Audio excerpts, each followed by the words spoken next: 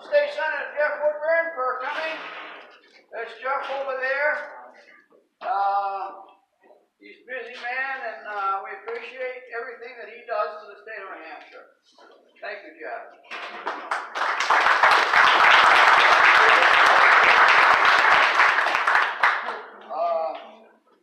We want to thank everybody for coming.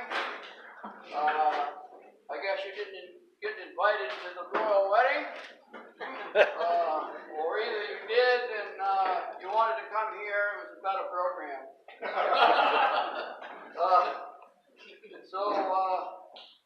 I got to thank Paul Crane here.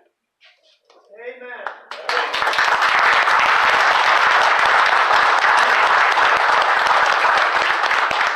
And my wife Linda, who is helping us more than she knows. All right. Greg Allen, the camera guy here. Greg has been instrumental in helping us out. His daughter made some DVDs over there for last year's induction, and they're $10 if you want them. And Greg, come over here. Just come over here in front of the camera. Greg Allen right here. Thank you, man.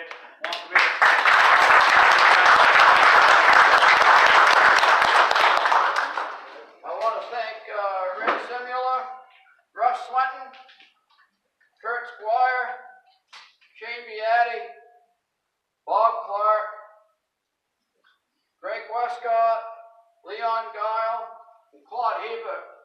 They've all been instrumental in helping us on this endeavor. I'd like to now recognize last year's class, the 2017 inductees, Mr. Bob Martin, Mr. Bob Clark, his wife Muriel, Bruce Dunham, his wife Mary, and I think Barbara's here somewhere. Bob's wife Barbara's here somewhere. And I would like to recognize and give a warm welcome to the 2018 inductees. And they are Mr. Bruce Borbard, his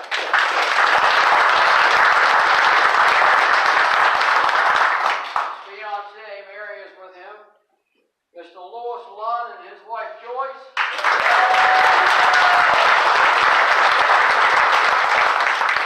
Mr. Calvin Reynolds and his wife Mary Ann, Mr. Edward Staub and his wife Heidi,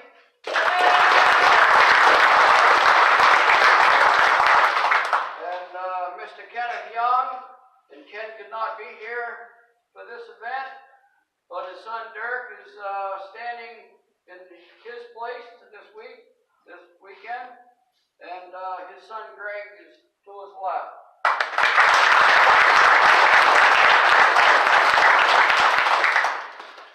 I'd also like to thank Herb Yancey for coming to the event. Herb, come along.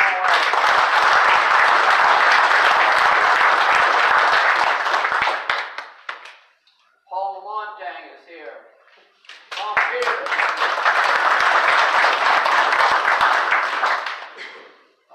Who else came? I can't. George Gordon. Where's George? George Gordon came. All of these guys. Mitch, Mr. Jerry Merrill, Jerry Merrill. his wife Joan. Yeah, Jerry Merrill.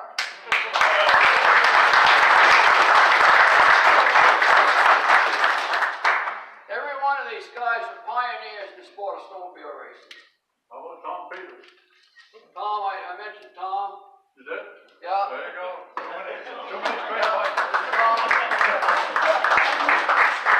Tom, if you can find a seat somewhere, you should be sitting down with your back way over there. You okay? And you know, there was a gentleman by the name of Charlie Poor man. And he used to write articles in some of the snowmobile publications back then. And in a bunch of stuff that Cal brought last year, he had a list of the top 20 New England racers that he considered good enough to race for anybody. Factory teams, they were the top racers what he considered in New England at that time. And they are Cal Reynolds, Paul Lamontagne, Keith Thompson, Keith Lowell, Bruce Bryant, Bruce Dunham, Bob Martin, Fred Felton, Dick Manning, Tom Blackburn, Bob Cully, Harry Clark, Joe Wilkinson, Ronnie Wimett, Tony Consolini, Dave Picard, Alan Ames, Bob Fortin, Dennis Kowaleski, and Don Fowler. Of some of those guys I hadn't heard of before, but many of them I had. I added J.R. Tozier and Conrad Rollins. He did say that these, that everybody's got a top 20, and I had to add J.R. and Conrad. And speaking of Conrad, Vicky couldn't make it today. But Conrad was more than just a top snowmobile racer back then. When we attended his funeral, I stood up and about 3 or 4 other people stood up, and we talked, about racing, and we had some racing stories about Conrad. But then one gentleman stood up, and he said that he and Conrad used to go riding a lot, trail riding. And I can imagine what it would be like to be trail riding with Conrad Rollins. And this gentleman, every time he'd leave the house, his kids would beg him to take them along. And he finally says, I got courage enough to ask Conrad if it was okay if I took my 2 young kids along with us on one of our rides. And Conrad said, yes, absolutely. And he said, Conrad Rollins made my kids feel like we were on that ride just for them. That's the kind of guy that he was. So just to let you know.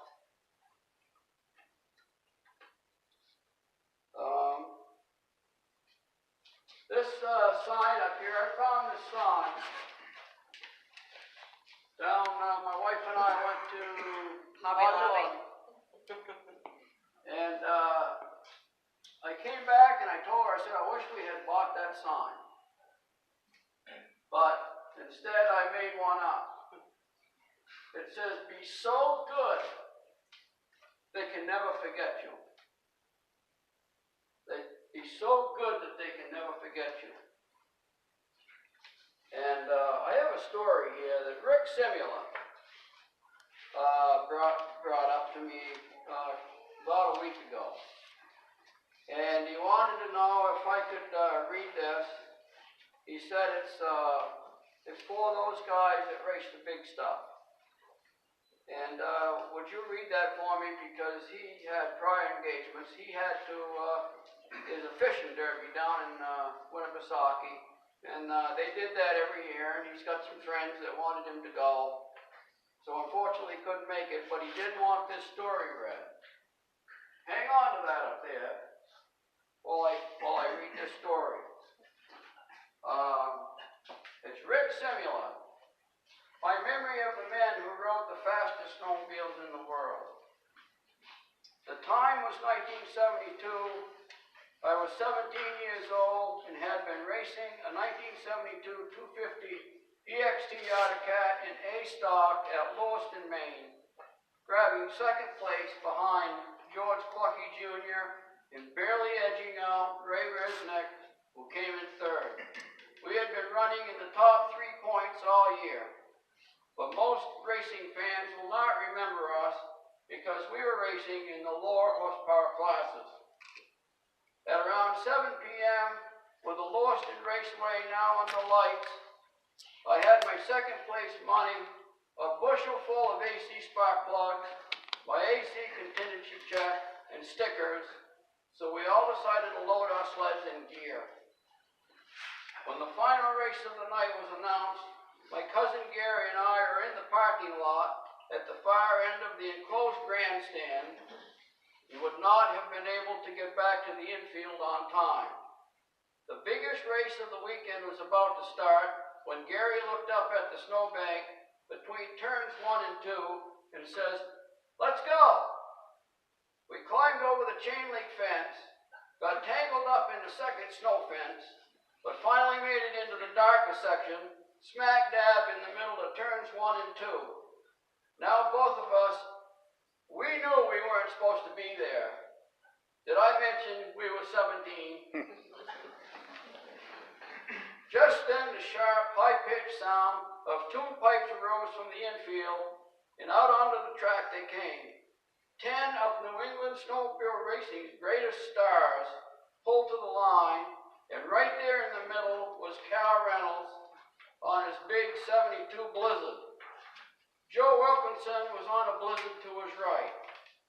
Out of the 10 sleds, 6 or 7 were the wide chassis Skidoo Blizzards.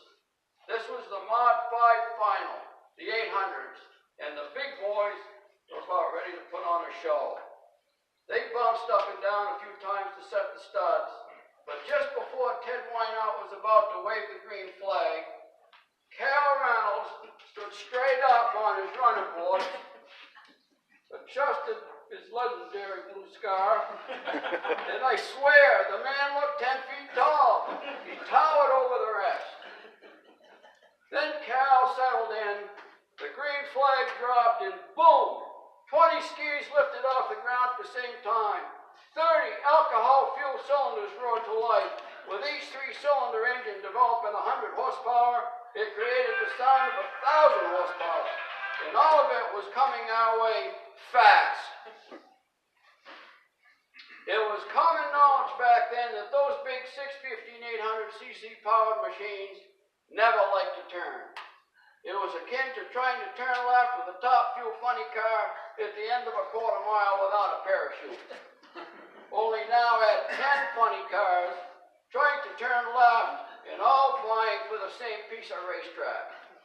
But these winter warriors manhandled those monsters through the turns 1 and 2 without incident. They opened them up full throttle and drag raced up the backstretch, barreling into turns 3 and 4, bouncing, flying, thrashing, and clawing their way around, then opening them up again for the front stretch. This went on for 10 very cold, grueling laps. The pungent scent of racing fuel hung in the air like a thick fog. Each time they rolled high into turns 1 and 2, we were peppered with stinging pieces of ice and snow. We'd pull our knit hats down and peer through the stretched yarn as to not miss a single second of the greatest race our young lives had ever witnessed. Now, I raced snowmobiles during the golden age of snowmobile racing, just like those men did, and there were many of us who raced in the smaller horsepower classes, but there are only a handful of drivers who were daring enough, brave enough to compete on those awesome 650s and 800s. So I'd like to finish this story by thanking Calvin Reynolds, Joe Wilkinson, Bruce Dunham, Bob Martin, Conrad Rollins, Louis Lund, and all of those fearless few, the ones who sold the tickets. And yes, the ones who made the kind of memories that will last a boy a lifetime.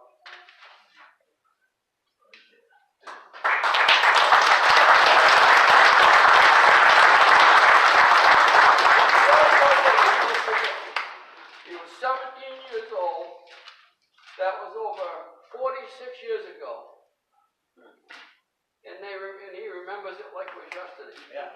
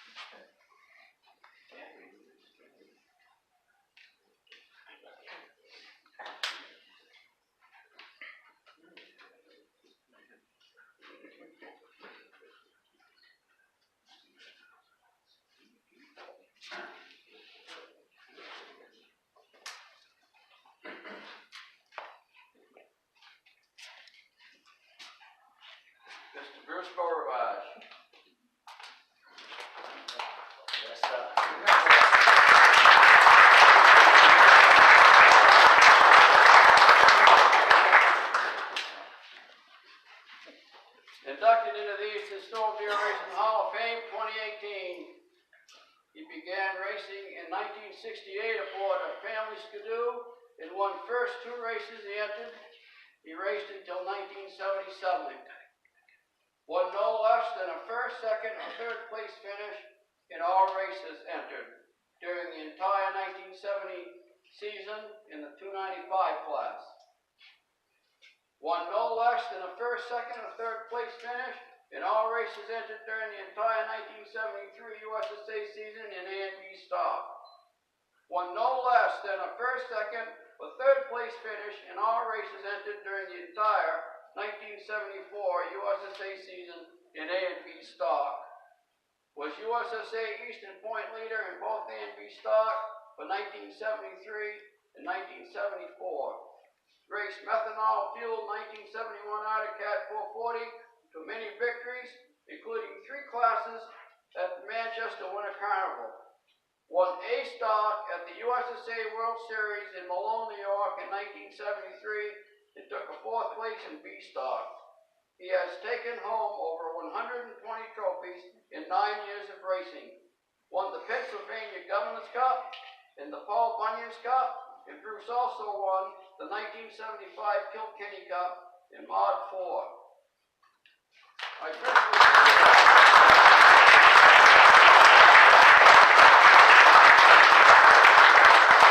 Excuse me.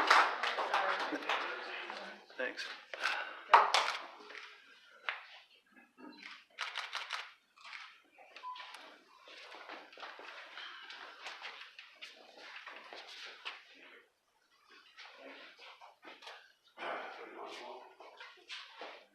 I just want to say that I'm honored to be here, and I personally would Put like you to on the thank, wall now. I'd like to thank Minch and Paul for all their efforts in implementing the Hall of Fame for the Eastern Division. Thank you.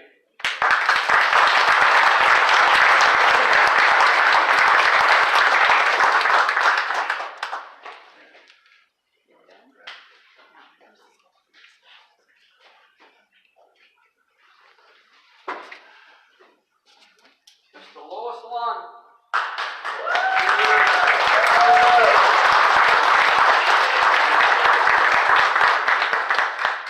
Inducted into the Eastern Snowmobile Racing Hall of Fame 2018. Raced only 1 time in a USSA race in 1970 when he began competing on a big 3-cylinder Polaris 650 Starfire in 1971. Raced in both Mod 4 and Mod 5 on a Mod 4 sled. He wore number 9 and number 10 bibs during his racing career. Won in both Mod 4 and Mod 5 events at Cumberland, Maine on a day that didn't go above 26 below zero. Lewis missed winning in Mod 4 at the 1971 World Series in Boonville, New York by just 2 seconds behind Jim Burnett. First year racing. Was invited to join Team Chaparral as a test pilot, working closely with Bobby Unser on the development of their revolutionary independent front suspension system for 1972. There's not a sled built today that doesn't have an IFS suspension, and that gentleman right there was the first guy to ride one.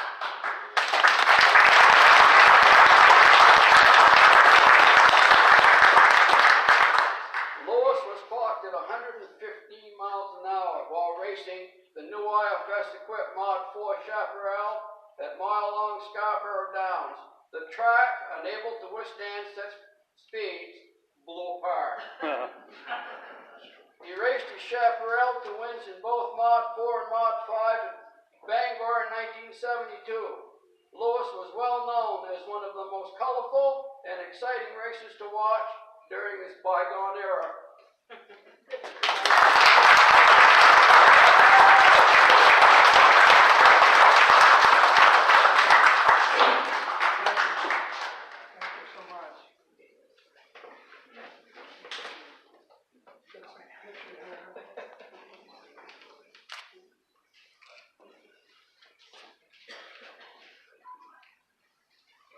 Okay, now it's the time for the story, I think. Tell a story. Yeah, I think so. If I might.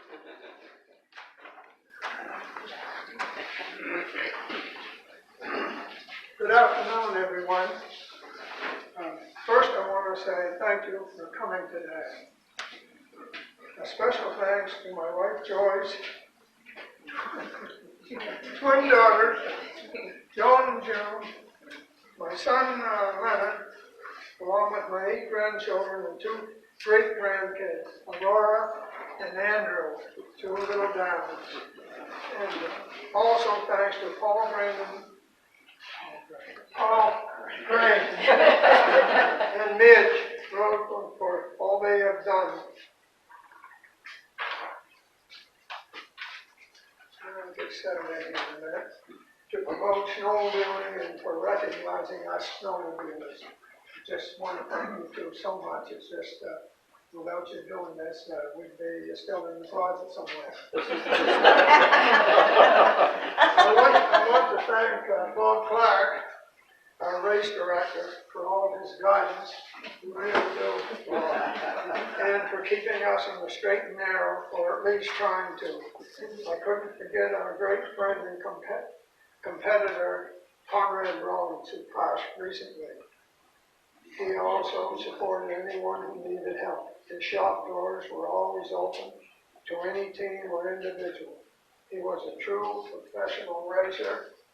It was an honor to compete with him, and I know his spirit is with us all. He's right here today. You can't see him, but he's right here. It's been a privilege to have raced with so many good guys. A special thanks to the 2 competitors, Gerald Merrill and his wife Joni, and Nelson Taylor and his wife Sheila, who raced actually right on the team through my bus and stuff. So right with us all the time. I also want to thank Bill Kane. I wouldn't have this little. Let me tell you this story. Anyone knew my dad, everything leads to a story. But anyway, I got invited to do the racing for Dick Wilkie, just a little private dealer in Harvard, Mass. And doing mostly drag racing then.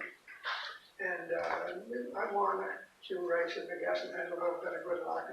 So I got a call from Harrington King, who wanted to know if I would race for, he was a distributor for players, for them through back by the factory. So they wanted me to come down and meet with them. So, when a guy is young, I guess he gets a little cocky and stuff. Maybe I was. So anyway, this talking told us what they would do and the support I would get and stuff. And I said to him, when I was walking out the door, I turned around and I said, to tell you something, if I race for you, and you're Mr. Bill King, I want to be called Louis the King if I win some races. And that didn't make it. So anyway, so a special thanks to Bill King for his support and stuff. I owe a special thanks to all the fans who followed our racing, and there was a lot of them for all the guys that put on the show, and we want to thank them so much. Their support is really appreciated. I also want to say Jim and Alicia, they'll be watching this from a distance, and I missed you today, so I told them I would say that, so they thought they had to be somewhere else. I always felt at home when I came to Lancaster. Anyone who knew Mr. Monahan's shop, the shop was always open to our team. They invited us in. Oh, God. So We made some good friends. yeah, we thank them. And then a little bit of nostalgia. At a race held in 1971, I won't say where, New Hampshire, I got a little aggressive. I think for the first and only time that I did this. And according to my recollection, I owe an apology to a gentleman. It seems that I bumped Carol Reynolds' sled, and imagine, I still get razzed about it whenever we meet. It was all in fun, really. Carol was a great competitor, seriously. Added a lot to the sport, and he's a class act. Stand up, Calvin.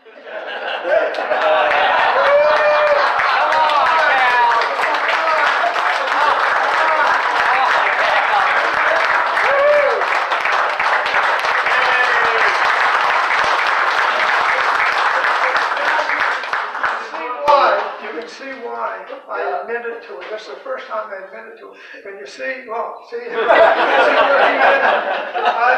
always shied away from it. I didn't know. He was as good a sport as he is. He took it all in fun.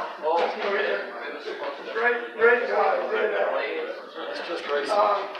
In closing, I'm very honored to be inducted into the Snowmobile Hall of Fame, and it is a privilege. Thank you all for the great friendships and memories.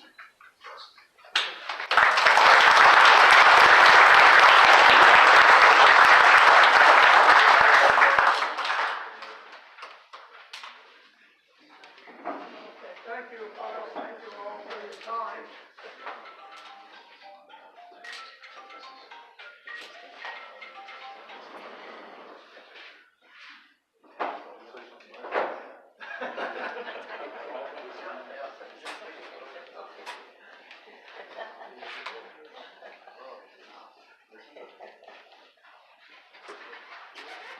Nate, take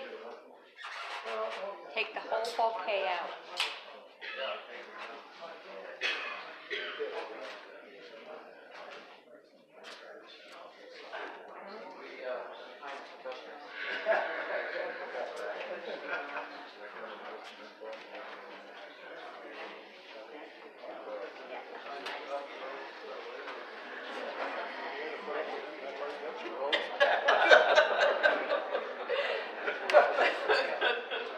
Sorry, I don't know. Point well taken.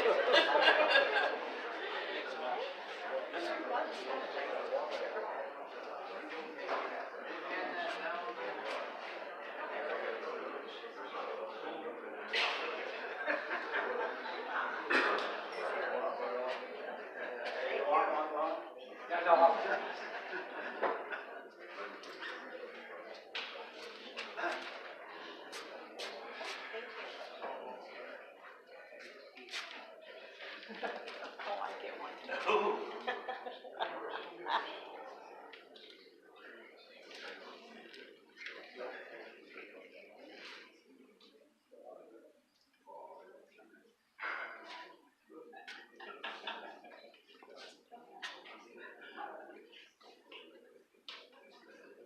Give it to Marilyn. What's that?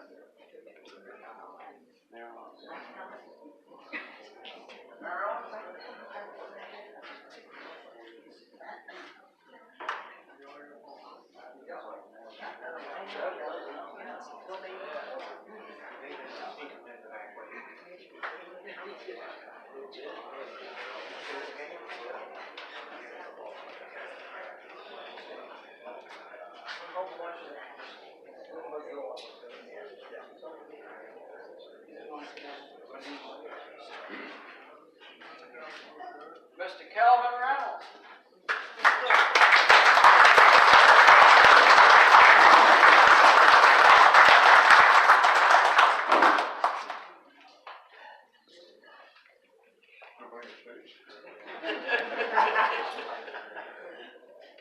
Inducted into the Eastern Snowmobile Racing Hall of Fame 2018.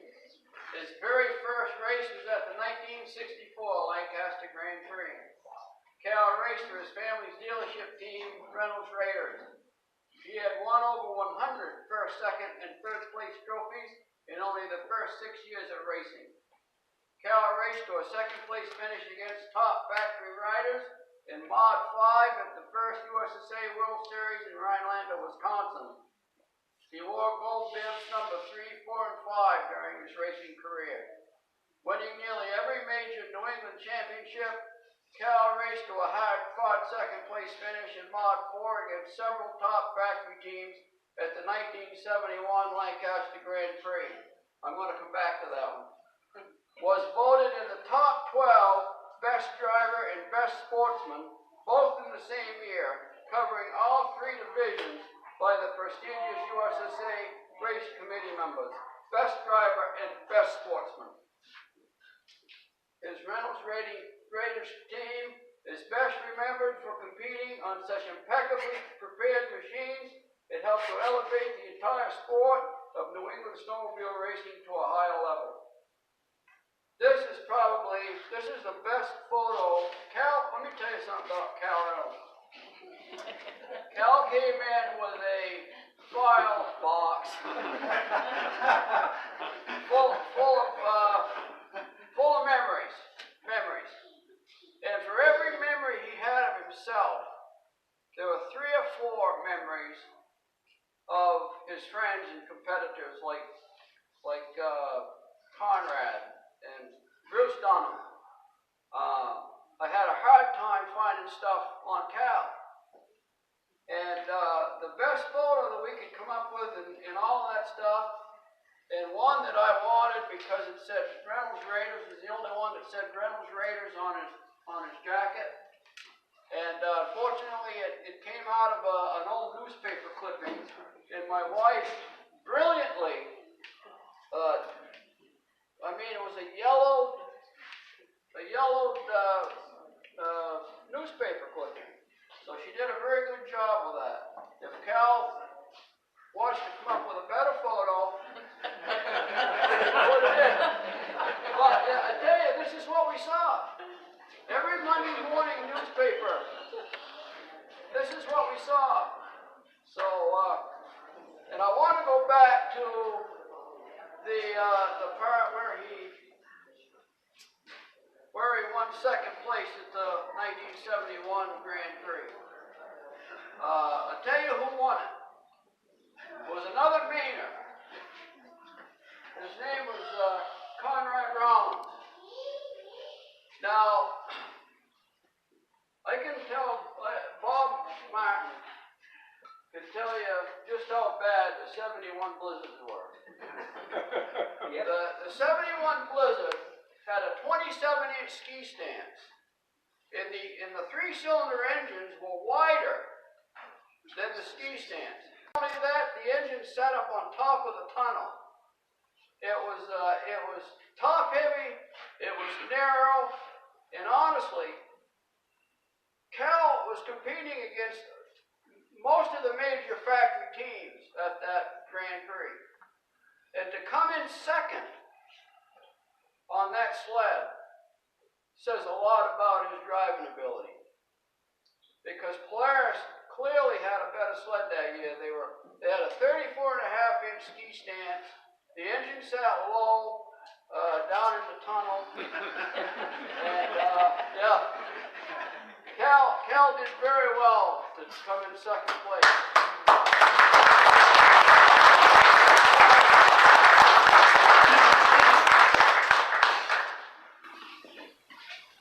Am I supposed to give a speech? You can. Look at me. So I guess the first thing I want to do is, number one, that cost me $1,000 to get that picture in the paper. I want to thank you for all the effort you're putting into this, and I don't know who else would do it, and we really, really appreciate it. And Paul, I don't know, to make this facility available for us, we just can't thank you enough. Thank you. I don't want to get emotional about it, because I can't help it. I've been following Louis. Yeah. But, my claim to fame really is that I've been whipped by every top driver in this room, which means every one of them. And they're all top drivers. Any given weekend, you could get your butt whipped. And because there was a lot of good riders back then. If they had everything going in the right direction. I remember one time at Bangor, and I went down there and I said, Louis didn't show up. I got it made. This guy come out of Aroostook County on a skidoo. He's standing over there at Tom Peters. And he gave me the race of my life. I rode the Bankins. I rode Timberland's machine because Bobby fought and got hurt. And I rode the Bankin, and Tom rode the inside rail. And I'm telling you, every time I come off that Bankin, I'd be in the middle of it. I'd look down like that, and they go Tom. I got to be going a lot faster than him. And I'd just come off those Bankins and hit the ground. Up the back stretch, I'd going into the corner and up on the bank, and again I looked down, there's Tom. And if everybody remembers the movie, Butch Cassidy and Sundance Kids, when they had the Rangers chasing them, they said, who is that guy? Who is that guy? And I kept looking down, Tom, who is that guy?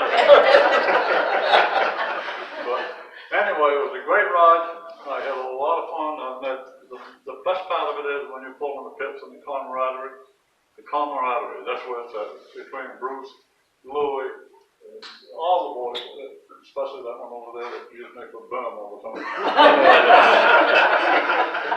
Everybody knows what I'm talking about. The camaraderie, we spend all day with each other, all day long, every race weekend. We have a band of brothers. But I couldn't have ever done it without my beautiful wife, 59 years.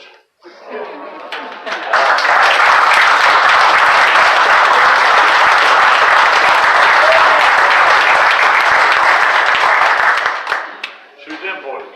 Imported from Germany when she was only 18 years old. And there's my pit man over there, Steve Reynolds. When he was 10 years old, he was my #1 pit man.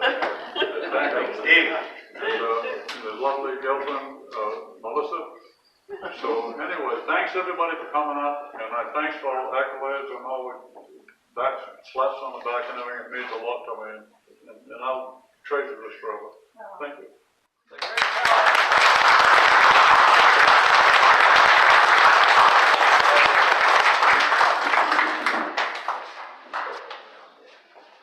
Now you're going on the wall, pal.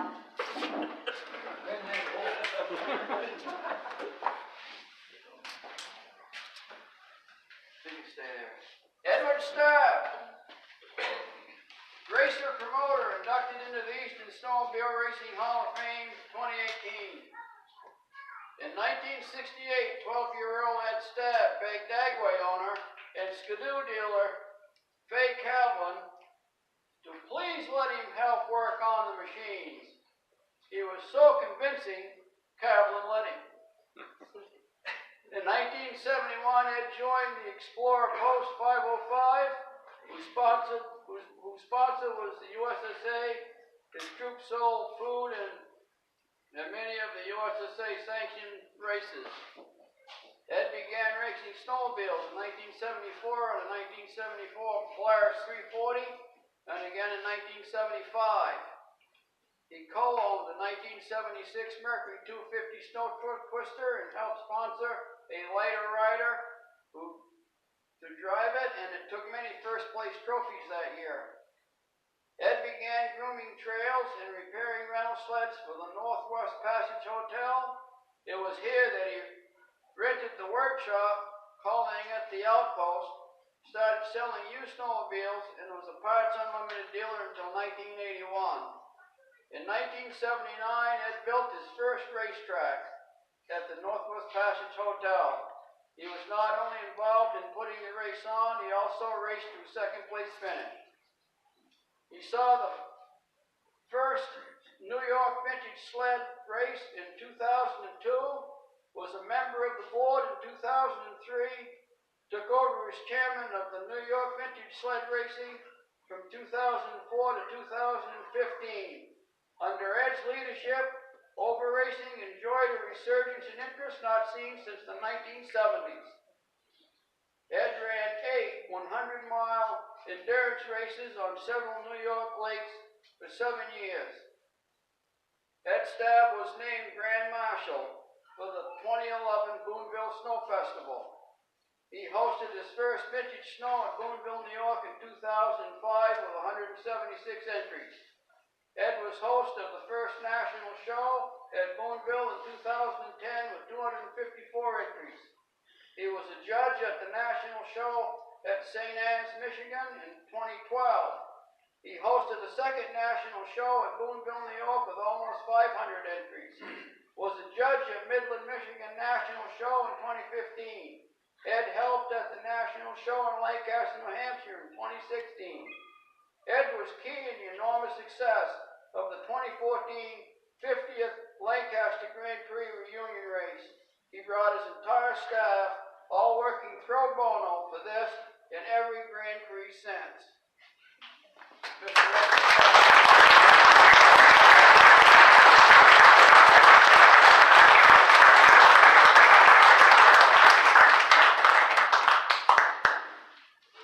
going to keep it short.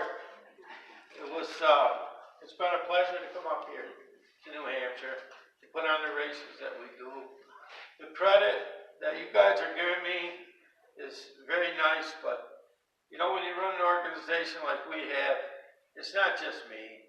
It's my helpers, my track directors, all the guys that come and help me put on these races. Without them, you can't do it. I mean, the 100-mile races, I had to have somebody go out and build those tracks. You had to have somebody sitting out there all day, making sure guys didn't cut corners, you know.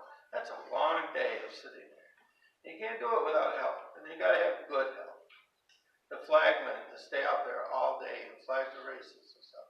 The girls that sit out there and score the racers. They sit out in the cold to watch those guys. If it's 30 below, that's where they're sitting, you know. So, like I say, I'm honored to have this, but I want everybody to know that it takes a lot of people to run something like this and keep it going. And Mitch, Paul, the only thing I can say about Paul, he has a good shirt.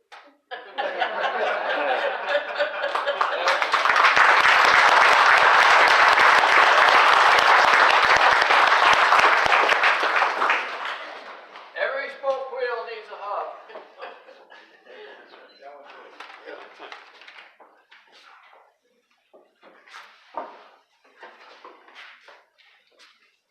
Kenneth Young. Inducted into the Eastern Snowmobile Racing Hall of Fame 2018. Ken raced for the famous Widowmakers racing team. Raced Skidoo during the 1968-69 season, winning 7 first-place titles at 5 events entered, taking second in points.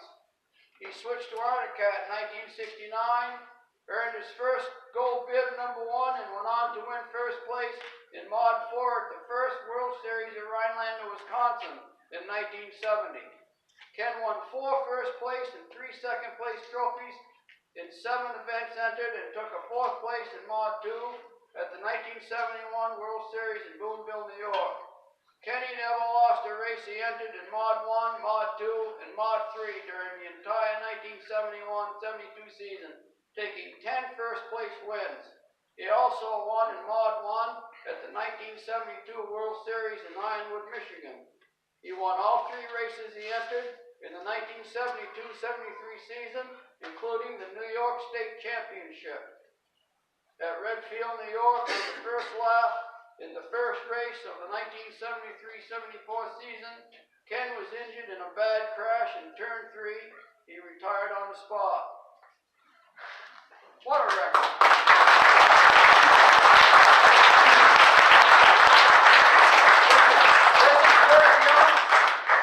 This is Kenny's son right here.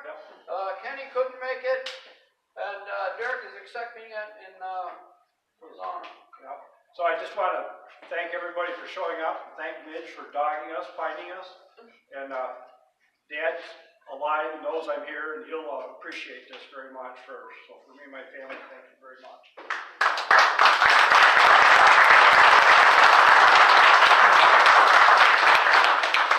Listen, if you guys would like to help out with this, we'll accept any donations. One way to do that is buy a t-shirt.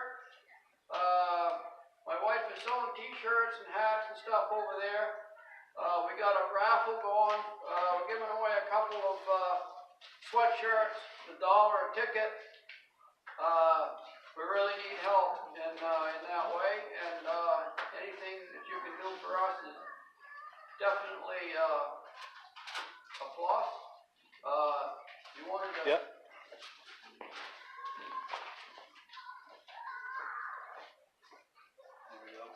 You may have seen these signs around. I'm Mike with Vintage Snowmobile Lovers, by the way. VintageSnowmobileLovers.com.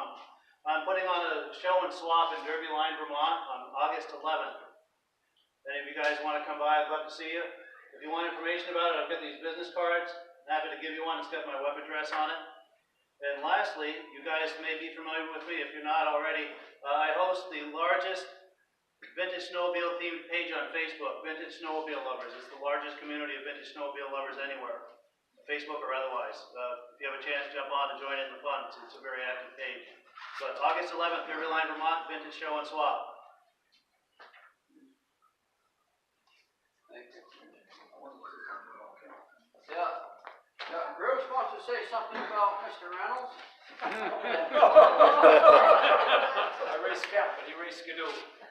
I'm gonna read this just so I don't get it mixed up, but, I'd like to thank Cal for helping me get my sled on the track for the A-Stock final in 1973 World Series. The race directors decided that they would run the final on late Saturday afternoon for A-Stock instead of on Sunday. I wasn't anywhere to be found. Well, Cal Reynolds, along with 3 others, got my sled from the muddy infield to the starting line and said, get on it and go out and race. When the flag dropped, I had no idea I was in the final. If it wasn't for those 4 gentlemen, I wouldn't have won the A-Stock at the World Series in 1973. Thank you, Cal.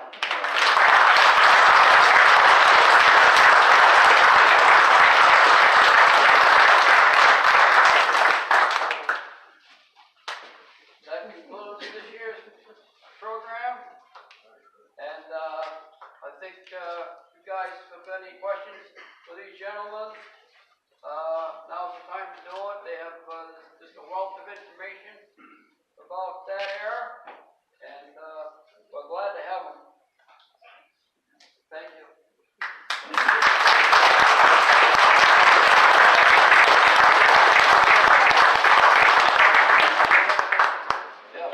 Paul said to stay tuned on Train Snowmobile Museum website, and we'll have a date for next year at some point.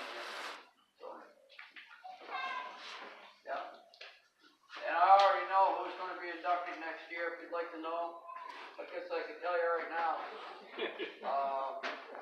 Ron Hall, Mr. Herb Yancey, Claude Hebert. Forgot already. JR told you. JR may be here.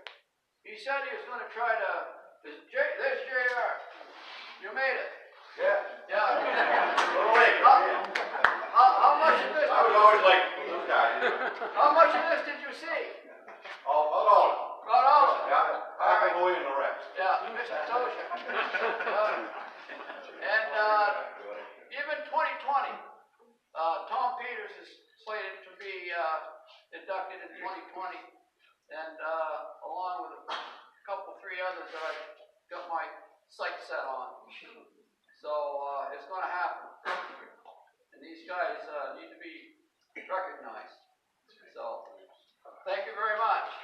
We want a picture of Can you squeeze in as much as you can? That's great.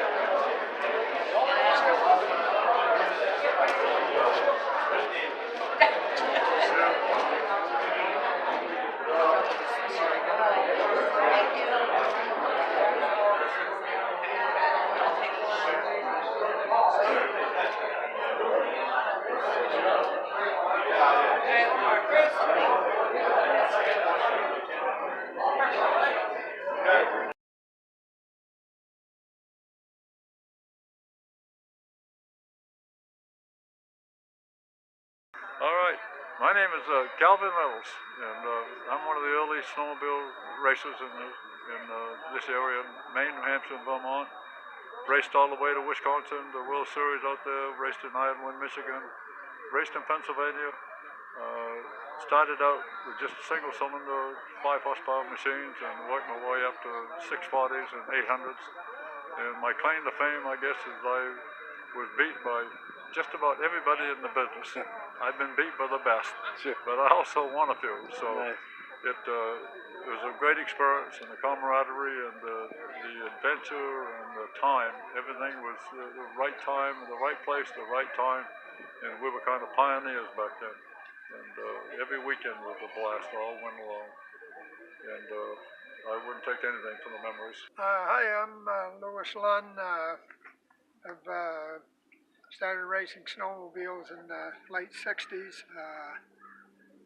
through 73. Started racing for Polaris, small dealership in Harvard, Mass, and doing mostly drag racing. Got me into it, and got invited to go race full sleds on the circuit, and that we did. Had a great time at it. Had some success. Nice. And, made a lot of good relationships. Felt very, very fortunate in my racing career. I only got off the sleds 2 different times in the 5 years that I raced, and one time at Wolfboro, New Hampshire, the sled had upset, and I couldn't clear it, and hit that, and got a little bit of a concussion, but I don't know if it still lasted today or not. I think, I think I'm over it. It was probably, 40 years ago. Yeah. I think That rang your bell pretty good, did it? Yeah, it wasn't terribly bad, but enough that I didn't know right where I was or why I was there for a few minutes. Yeah. So, other than that, it's been very good. Had some really great people, great mechanic because we had good success with I race only 650s in the 2 classes. I raced my 650 in the 800 class, and fortunately had good success there. My mechanic was very sharp and good. He got everything that was in the sled. Nice. So we were able to put it all on the track. Put it all on the track, and so that was good.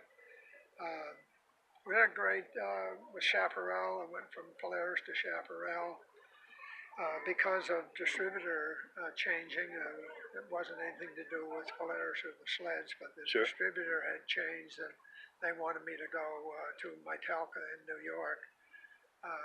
Stay with Polaris, but it would have been all down around New Jersey, Pennsylvania, and that. And just, at the time, I'm 77 and I'm still in my own business. I'm still working. Wow, good. So, it would have been too much traveling for me. So, I was invited to stay with the distributor and Chaparral, and it was a great experience. Got out west, got to see some different things.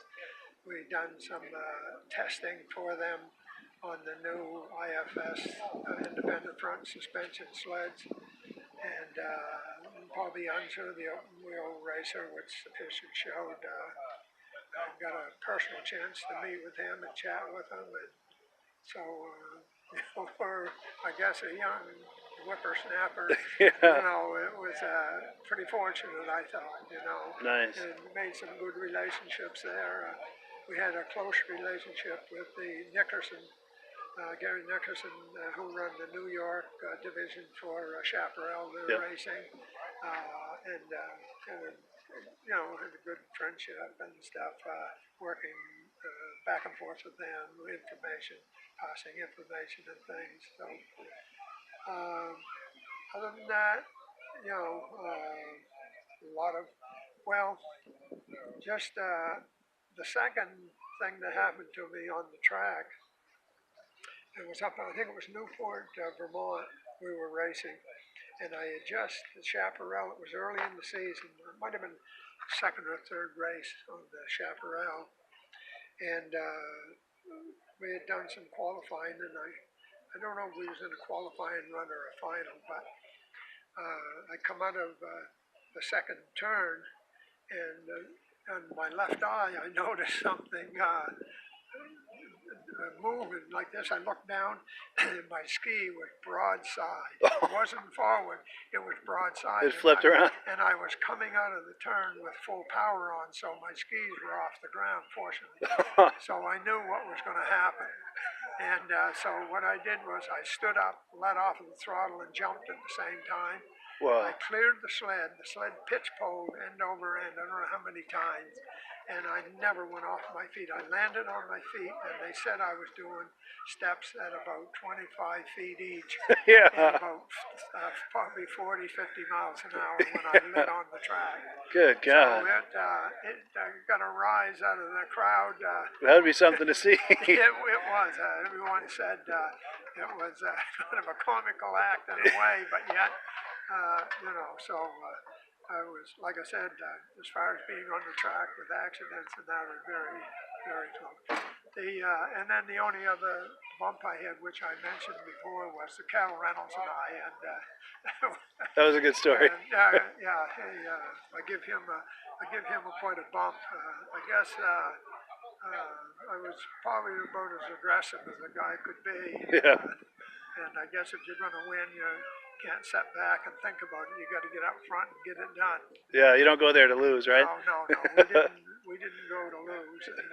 But knowing at the time, you know, we were having a great time doing it, and never thought anything about a Hall of Fame or being your name on the wall of the museum or something, you know. Sure. I just thought we'd doing that someday, be all done of it.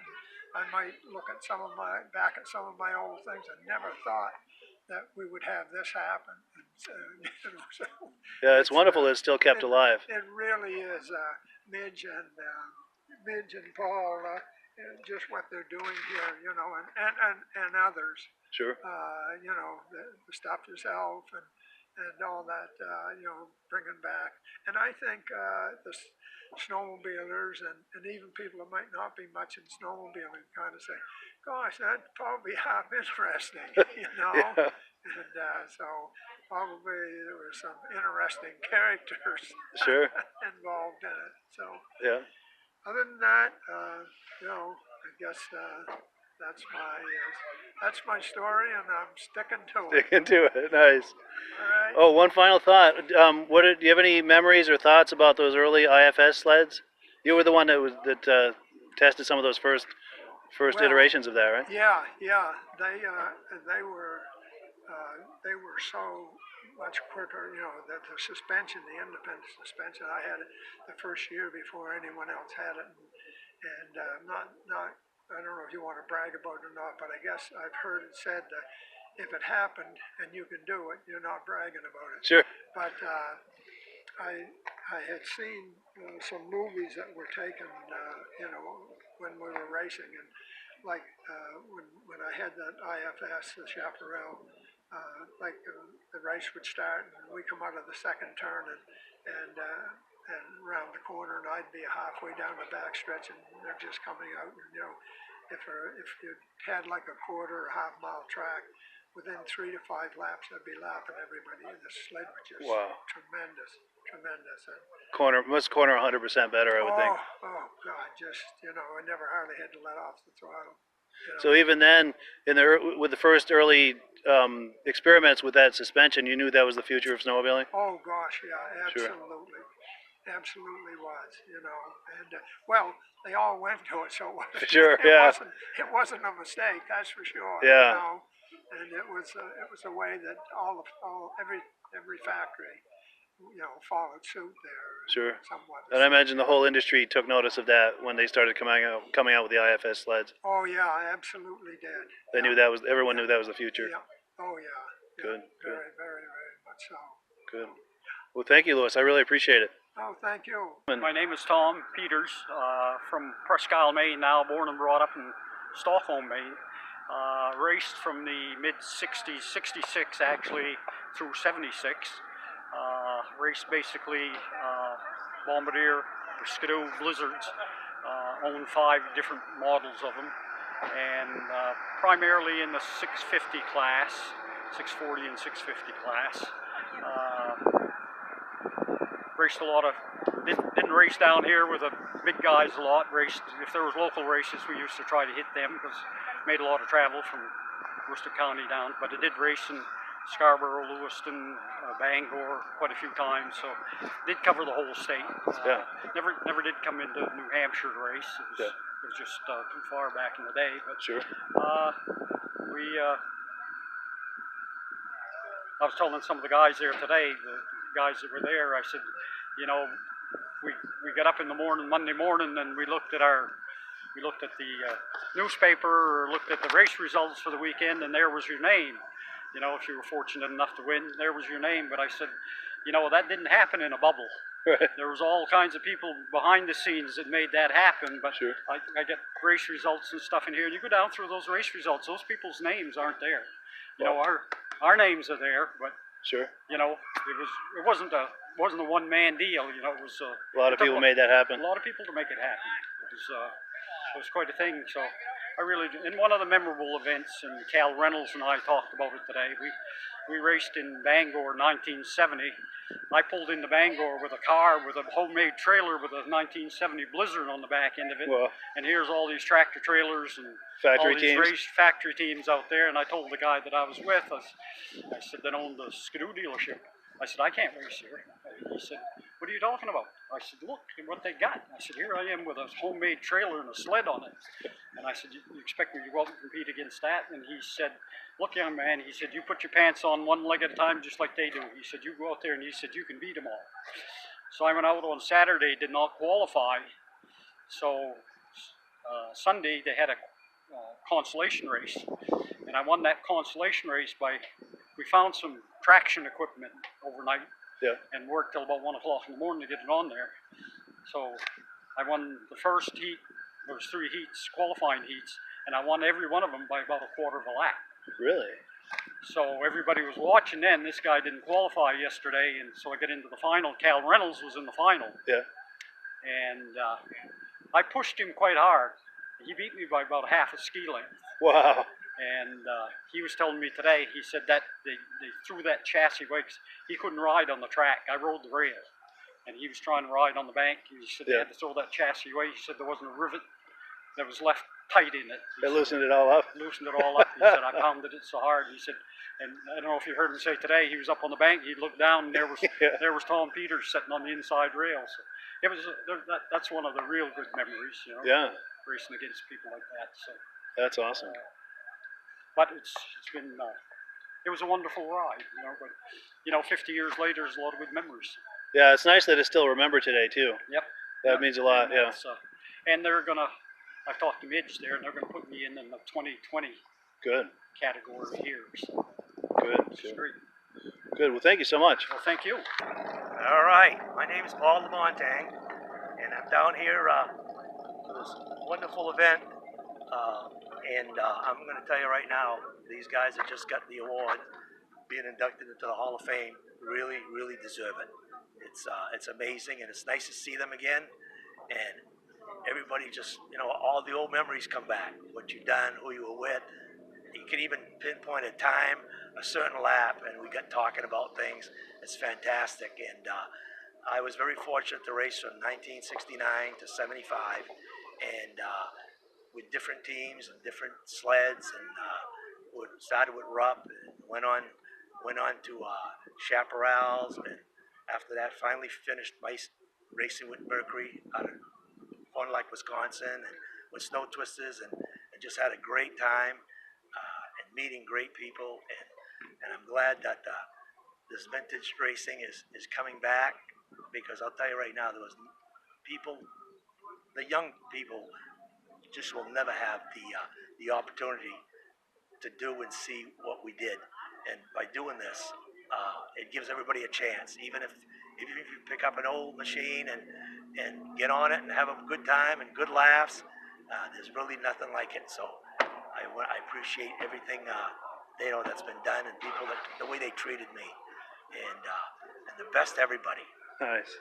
Any favorite memories of racing back in the day, back in the 70s? Oh my God, there was some, like I was racing against Gilles Villeneuve up in Bangor, and he had me by about a half a lap, and it took me 10 laps, and I caught him on the last corner to win the modified class. And to that day, him and I were friends.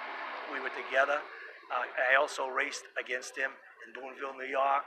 I also raced against him at Eagle River, where him and I fought for first and second, and he ended up, I got him in Bangor, and he got me, and it was just fun things like this that happened. It's just amazing. And also the guys like Brad Hullins, who went on to race for Polaris, him and I, we bumped heads for a whole winter on our Mercury Snow Twisters, and we had so much fun just beating up on each other, really, and it's things that we'll never forget. You know what I Wonderful. mean? But I want to thank you for interviewing me, and I hope you people get into the sport. And as I'm 69 years old, listen to this, I still ride every weekend. Nice. For the last 22 years, I'm to be found in Jackman, Maine, or up in Canada, and just having a ball riding. Right now, what I do now, I got rid of all the fast sleds in 2012, and now I got myself a nice, beautiful touring 1200 Skidoo, and Nice. tour around with my fiance, and we're all over the place, and we just have a ball. So there's no end. I mean, you can be 85 and still out there running and having a great time, and every weekend when we pull into Jackman, everybody looks forward to seeing each other, and I'm with friends like Wilkinson out there that I used to race years ago, and we just have a ball every weekend. So life's too short. We got to enjoy every minute. Wonderful. Thank you so much, Paul. It was nice to meet you. Thank you very, very much.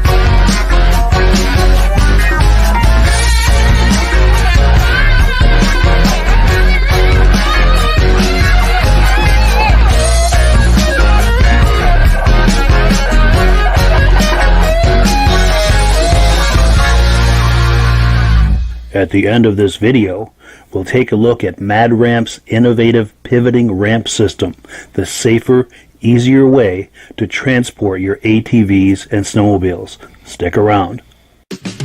Before we begin, I'd like to give a quick shout out to our friends at the historic Lancaster Motel in Lancaster, New Hampshire. The Lancaster Motel has been serving snowmobilers since the 60s, and they are the perfect eastern trail riding destination for snowmobilers young and old. The Lancaster Motel is right on Corridor Trail 5 in Lancaster, New Hampshire, with plenty of parking for vehicles, sleds, and trailers.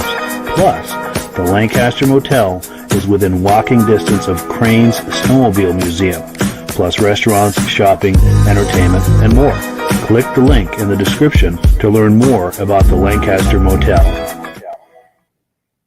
Good evening and welcome to the Vintage Snowmobile Podcast. I'm really glad you're here tonight. I'd like to thank you for joining us. We have a full lineup of Vintage Snowmobile entertainment tonight. We've got some live guests standing by to come on for some show and tell here in just a couple of minutes. We also have some we've got a snowmobile for sale, and we've got the induction into the Eastern Snowmobile Racing Hall of Fame in 2019. Claude Hebert is going to be the inductee. And then last but not least, we have Steve Dickinson's Vintage Arctic Cat Snowmobiles. Now, before we get started, I want to make sure that everything is working properly. So if you can see my face and hear my voice, I'm going to ask you to make a comment. Let me know where you're viewing this from. And if you're a first-time viewer, let me know if you're a first-time viewer. And if you're a regular viewer, let me know if you're a regular viewer. And to both of you, I thank you very much. If you're a first-time viewer, thanks for coming on to give us a look. Hope you like what you see and decide to join us every week. And if you are a regular viewer, I thank you so much for coming on and joining us every week. It really means a lot, and this is a great way to grow this podcast. Now, if you're enjoying this, whether you're a first-time or a regular viewer, I'm going to ask you a favor to help spread the word about this. If you could share this on your profile or share it on a friend's profile who you think might enjoy this, or maybe even share it with them in a private message, that would really do a lot to help spread the word about this podcast. Now, let's take a look at who's watching tonight. We've got Brian Robillard. He is a regular viewer, and he's been on here as a guest, and I've been talking with him behind the scenes. He's got some other sleds that he's ready to show us, hopefully in another week or two. So we've got big expectations of what Brian Robillard has to show us. We also have Scott Verdon from Michigan. I know he's a regular viewer as well. Thanks for coming on, Scott. George Zandbelt from Winchester, Ontario. Thanks for coming on, George. George is a regular viewer as well, and so is John Spranger Jr. He likes the podcast, and he thinks the snow is still on back order. Yeah, it is here as well. If you're in the Northeast, yeah, we're getting skunked on the snow. We've been getting a little bit, just an inch or two here and there, but hardly enough for some decent trail riding. Also, John Greenwood, thanks for coming on, John. Appreciate you coming on. Ken Haberman, thank you, Ken. I just spoke with Ken the other day. I appreciate your coming on to check it out. We have Brody Messner from Henderson, Minnesota. Brody's a regular viewer as well. Tracy Dudley Skipinski, howdy from Michigan. Tracy and Dudley are regular viewers. We've got Jamie Whitaker, first-time viewer from Williamsburg, Ontario. Thank you for coming on, Jamie. We really appreciate it, and we hope that you like what you see. I'm sorry, my tongue is in a knot tonight, but hopefully that'll get untied, and we'll be able to have a great show here. Tom Gregory, regular viewer. Thanks for coming on, Tom, from Armada, Michigan. Ryan Chase, first-time viewer from Concord, Vermont, just down the road. I'm up in Derby Line. Thanks for coming on, Ryan. And then we've got Joe Jake Coe Sr. from Canada High Arctic Northwest Territory. And we've got Mike Orr in Ontario. Great. This is great, guys. Thank you so much for coming on. I'm not going to keep Joe Roscoe waiting any longer. Let's bring him on to the podcast and turn his mic on. How you doing, Joe? Good evening, Mike. Good. Well, good. Yeah, thank you so much for coming on to the podcast. Now, Joe is on here from Ontario, and he's at his family dealership, his Ski-Doo dealership. He's got some incredible show and tell that he's going to be sharing with us tonight. I'm going to put a banner up on the screen here. This is the name of his dealership, and in a second here, he's going to turn his camera around and talk up what he's got going on there. And I'm going to remove this from the screen. There we go. Yeah, he's turning his camera around right now. Yeah, wait till you see, guys, what he's got to show us. This is going to be great. We'll go right to the gas tanks first, though, Mike. Yes, by all means. Okay, I noticed when you had it on, it was Joe's gas tank. It's not Joe's. It's Joe and Mike's, or Mike and Joe's, or Mike Orr is online. He's really the biggest contributor. Mike's done all the work. I just give him the work to do. So gotcha. Okay. But I'm glad you cleared that up. Oh yeah, no, Mike does a fantastic job. He's a perfectionist. So actually, Ken's online. This is one of Ken's tanks, the moto skis. Ken's invested quite a bit in it, and Mike did the tank for Ken, and it's perfect to a T, if you notice. Yeah, that's nice. Then in the middle here is the Blizzard bubble nose tank, and it's an exact fit, part numbers and all. And right here is the 72 Blizzard tank. If you look real close, I don't know if you can see it, you'll see the part number right in it. So yes. These tanks are an exact fit, better than the new ones, better plastic, and Mike is a perfectionist, so you can guarantee that they're perfect to a T. One other thing Mike's done for me is the head. That's a 70 Blizzard 340 for the bubble nose. That's the head, and he's currently working on that cylinder as we speak. Wonderful.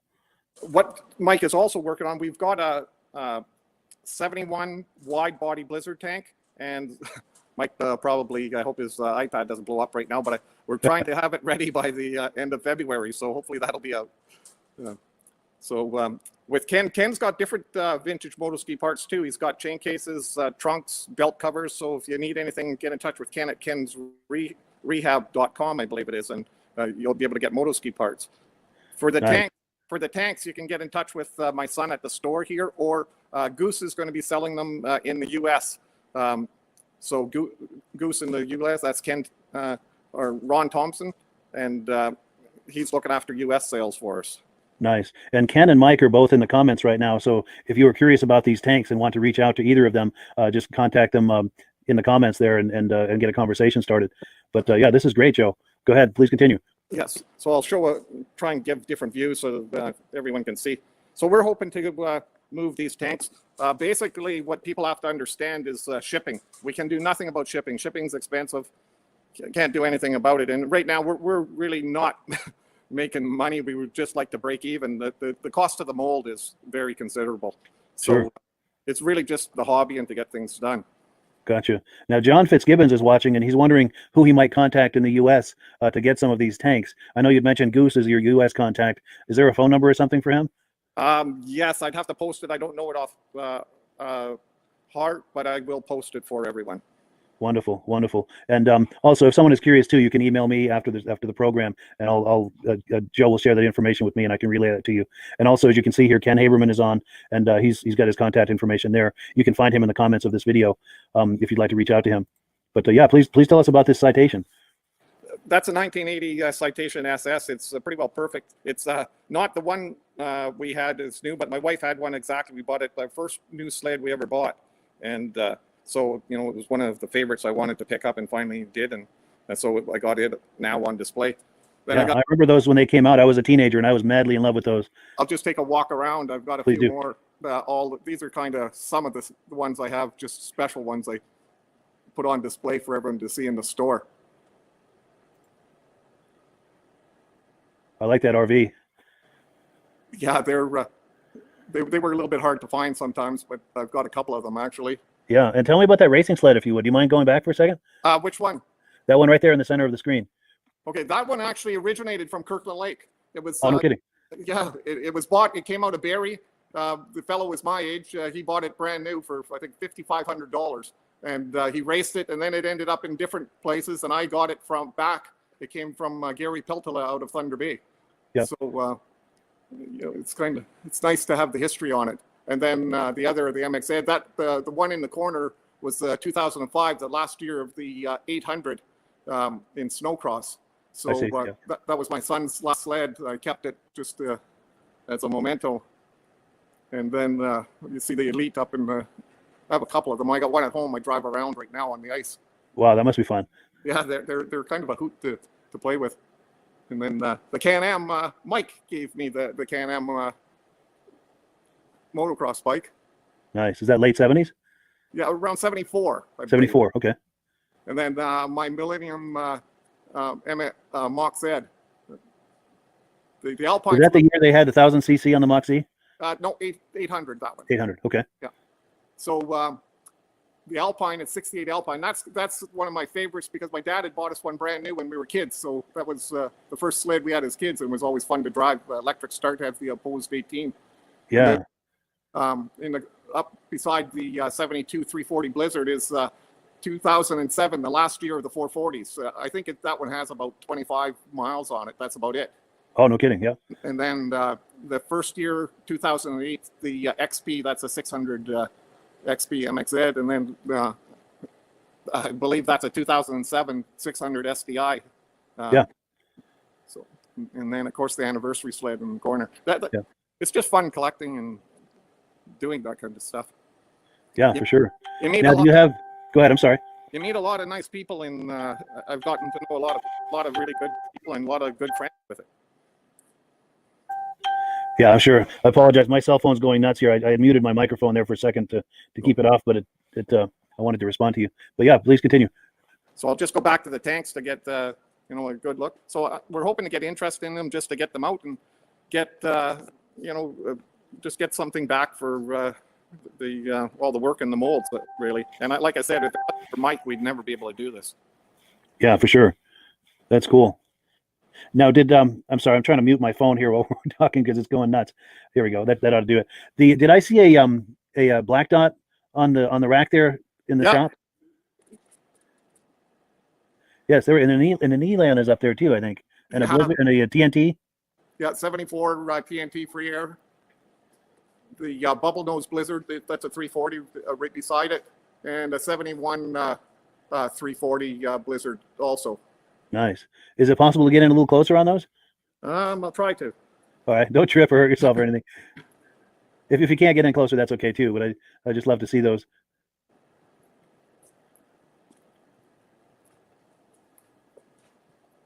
There's so much stuff in the store here. It's just hard to get around. Yeah. I don't know. Is that a little bit better, Mike? Yeah, I'm liking that. That's wonderful. Thank you. Yeah, I wonder if you could tell us about some of those. Any details or any stories behind any of those? Yeah, the 340 was from Kirkland Lake here. It was a local dealer here, and so it's been around here its whole lifetime. I was lucky to track it down and bring it back and restore it and put it back to the store. It's nice when you have the history on it. Yeah. Actually, I remember going as a kid and drooling in the dealership looking at those. Yeah. Yeah, for sure. And then that one on the far left, is that like an early 60s, one of the early production models? Yeah, that's a 62, I believe. 62, yeah. 62 tin cab. It's got the JLO engine, that one. Yeah. And does it have the wooden skis or the steel skis? Or Steel skis. Steel skis, yeah. Yeah. Nice. And then to the right of that is what, an Olympic? Olympic. That's Okay. the 12.3. 12, oh, yes, yeah. Good. And what year is that Elan? It's a 78. 78, yeah. So. And then that's a free air TNT? Yeah, 74 400. 74. Very nice. Very nice. I think that's the $399, the black dot. Okay. Yeah, those are nice. You don't see many of those. Would you like to talk up the dealership a little bit? I know this is a family dealership. I wonder if you could tell us a little bit about the history of it and what brands you have, and anything you'd like to say about it. Actually, the dealership now is owned by my son Tanner. So him and his sister actually work in the dealership, and they do quite well. It's 100% BRP. So they sell all Ski-Doo, Can-Am side by sides. As you can see, all the different ones here. All the clothing.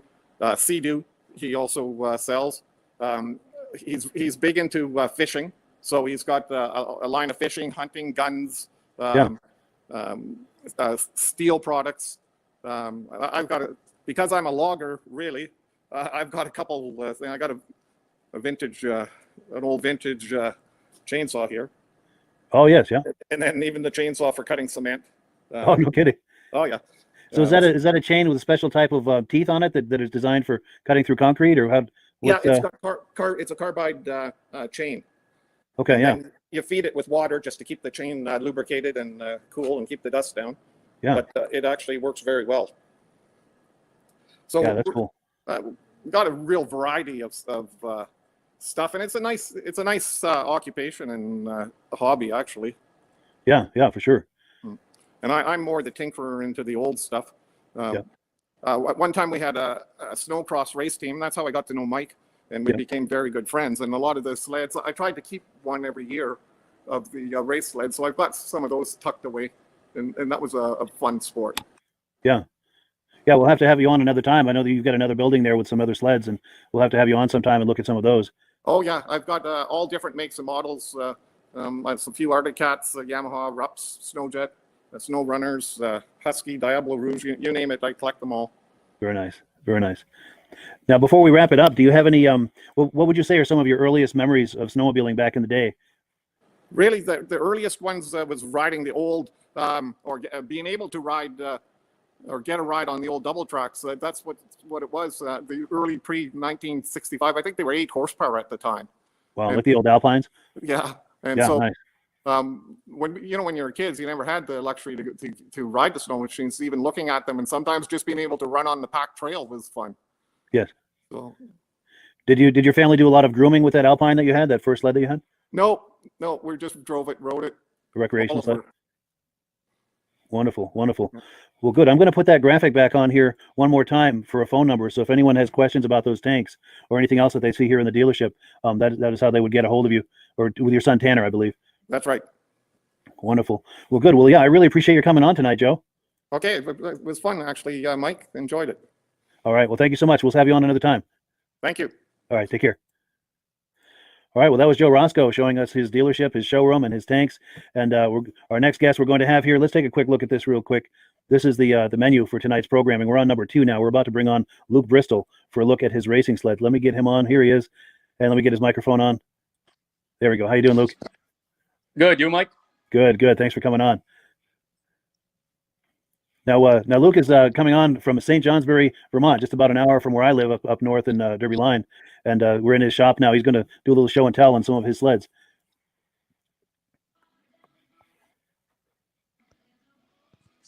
And he's turning his camera around. Here we go. Let me put you on full screen here. So this is a 1971 EXT Special.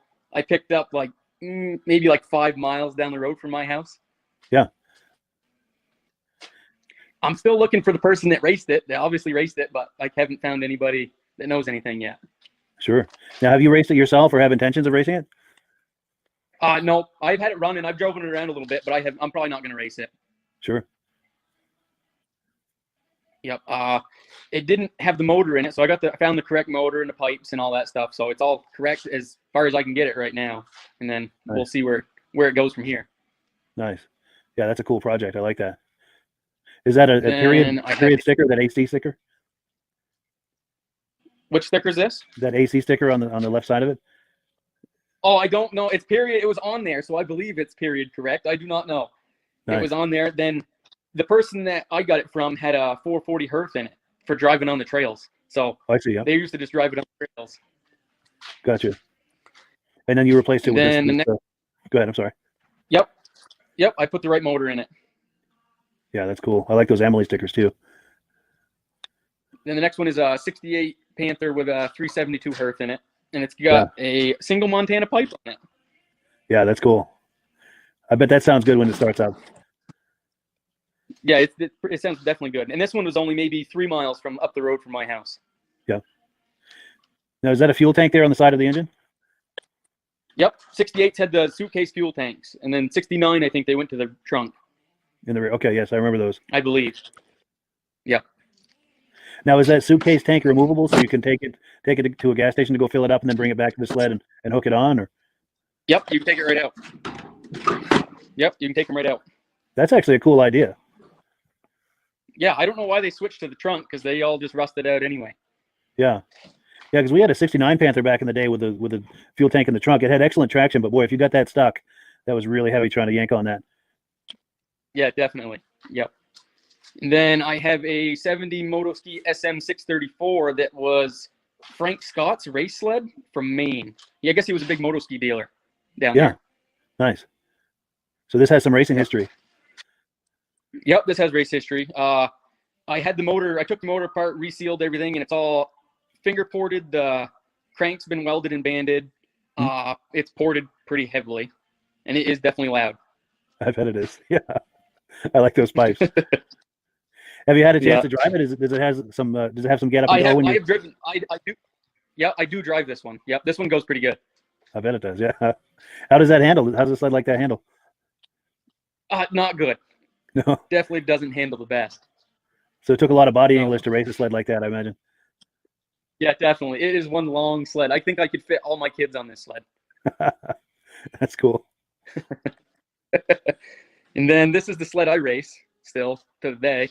194 Hearth in it. And it's also got it's a 73 Lynx with a full rubber track conversion. So it's full rubber track, clip track. And then we race this in Lancaster, Lisbon, Maine. We do pretty good with them. Yeah. In fact, I've seen you race that. I've seen you win on that too. Yep. Very cool. In fact, you were riding that the day good. we met.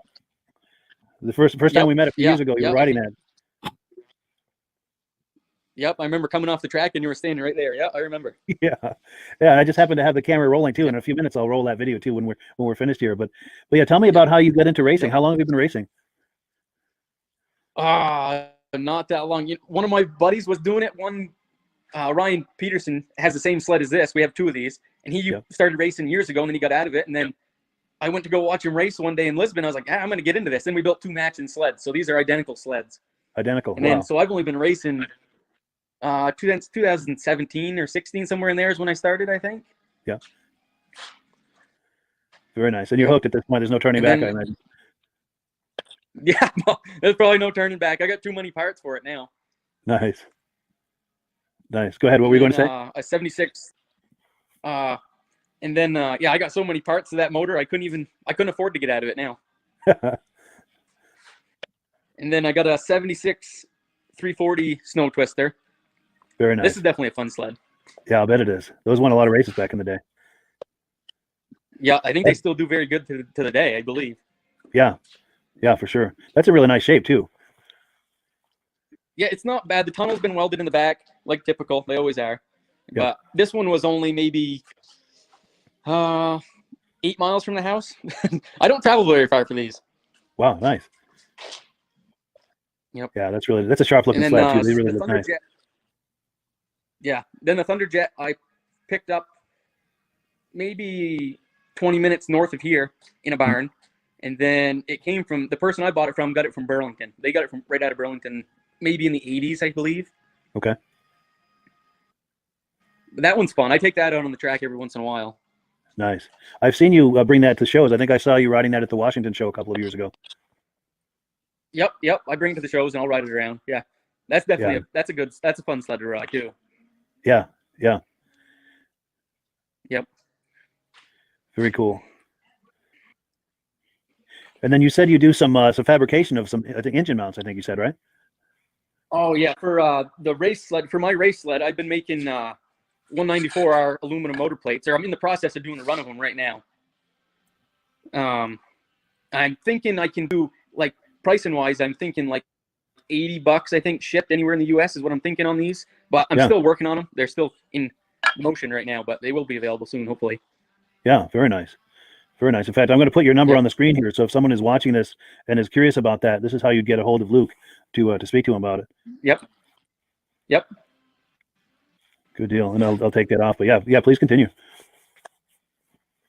I got, what else do I got to show you? I got a 4-cylinder King Cat block, new old stock one that I'm looking for parts for, but yeah, that's impossible to find. That is cool. That is very cool. Yep. And then what else do I got? I got, so these are all like for my race sled. This is all my 194R cylinders that I got extra for. Yeah. So backup parts and then backup parts racing, to the backup you know parts. How racing goes. Absolutely. Yeah, yep. And if I had lights in my barn, I could take you out there because I got more stuff out there, but I'd have to wait till daytime. Yeah. Yeah, we'll have to have you on another time. Yep. Yeah, that's really cool. Yep. And these are the kids' sleds. Yep. Now, do your kids race those, or do they just ride those recreationally? Or they do. They race these. This one is this one's got a 206 Briggs in it that's runs on methanol. Methanol. Yeah. So they all look the same. But, yep. And then the green one is a Champ motor that runs on C14. Okay. And the kids enjoy that? Yep. Oh yeah, absolutely. They ride more at the house than they do anywhere else. End up wrecking each other all the time. Demolition derby? Yeah, absolutely. Yep. Nice.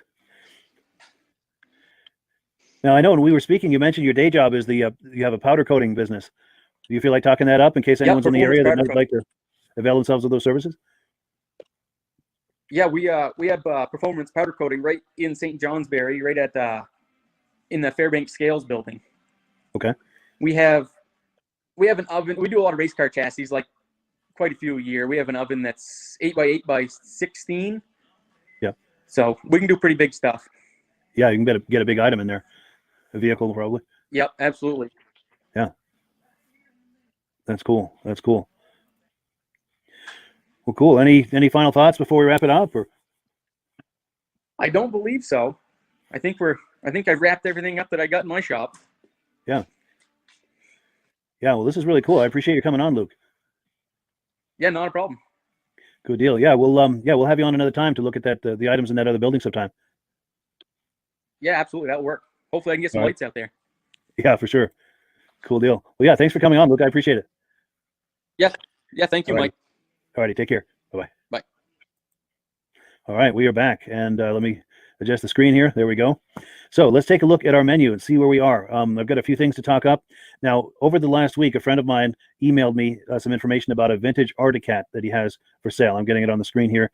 Dennis Paradis in the state of Maine is selling these items as a group. And when I mean a group, this is what I mean. He's got the sled and the little trailer there. He also has a couple of suits, a man's suit and a woman's suit, and he's looking to sell all of that as a group. Now, here's another angle of the sled and of the cowl. So if you're interested in this, his number is on the screen. Give him a call. He's in the state of Maine, and he'd be happy to help you out with that. Now, also, I got another email today. This is a gentleman from Sweden. Now, he's looking for an El Tigre 6000 from 1981, and he's looking to not only looking for someone with something like this for sale, but someone who would be open to shipping it to Sweden. So if you've got a sled like that and you're open to shipping it to the country of Sweden, give him a call. I've asked him to monitor the comments here, so leave a comment for him, and he'll contact you and try to make something happen. Now, the last thing I wanted to mention before we move on to the induction of the induction of Claude Hebert into the Eastern Snowmobile Racing Hall of Fame, wanted to let you know that sadly, Crane's Vintage Snowmobile show that was supposed to be coming up on February the 6th has sadly been canceled. That's a real bummer, but we understand because with COVID and everything, a lot of these types of things are being canceled. But yeah, it is a bummer because that is a really fun show. I encourage you to keep an eye out for that next year. He always has it the first Saturday in February. So hopefully by this time next year, all this COVID business will be finished, and maybe we can all spend some time at that show. That is one of the funner shows in the East. So do keep that in mind for the future. So let's get back to the menu here. let me cue up the video of Claude Hebert being inducted into the Eastern Snowmobile Racing Hall of Fame. But I apologize, I'm out of turn here. One thing before we get into that, I wanted to run the video of Luke that we had on a minute ago. This is the video from when he and I first met. It's about a minute or two into this video where he and I met, but let's take a look at this video. This is from the Lisbon Vintage Snowmobile Racing in 2018. Was this an 81 or an 80? 80. Yeah, I remember liking those. I was in high school when these came out. I really liked them. Yeah, we got all 30 on the way here. Oh, yeah. Yeah, I really remember liking these when they came out. And then, of course, the Blizzards came out there The Blizzards, a couple years before. Heavier. Yeah. These were snappy for the size of them. Yeah. And then a few years later, my dad got a Citation 4500. It wasn't as sporty as this. It didn't have the twin carb, but it was nice. You could hang the track out, hang the tail end out, you know. How long have you had this? Three years, yeah. 3 years, nice. Have you restored it at all, or is that original? Or? Well, original except the jack shaft, chain case, and we got the chain case was broke out of it. I had to take the motor off, changed all the chain case, jack shaft, and cleaned it all up. Got hours in it, yeah. I'll bet, yeah. Now you're racing that today, or just showing that? Or? We ain't racing it now. Just showing it? One always put a long track on it, but we never did. Oh, like a 4500 track? Yeah, longer. Yeah, that would be cool. Yeah. And then this is a 69 here.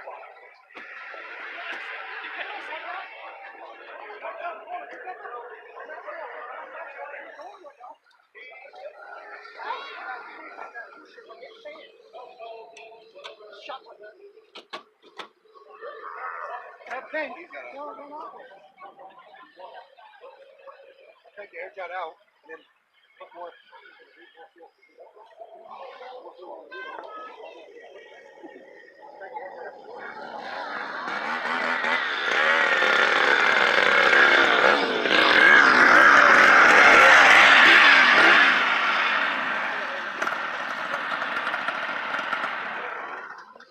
How'd you make out?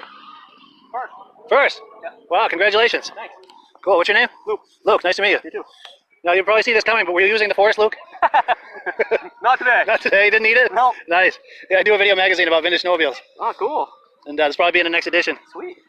Cool. What year is this? 73. 73, nice. Yeah, rubber track. Oh, really? No cleats, huh? 73 lengths. Yeah, stop this thing. Nice. Yep. There's a single cylinder? Or? Yeah, 340 hertz. Wow, nice. Good for you, man. You took it, huh? Yep. Good for you. Yep. Good. Is that new seat? Top end was losing it.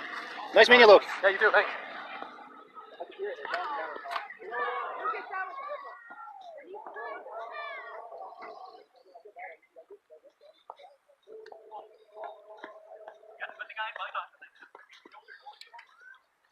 Okay, if I take some video of your sleds? Cool.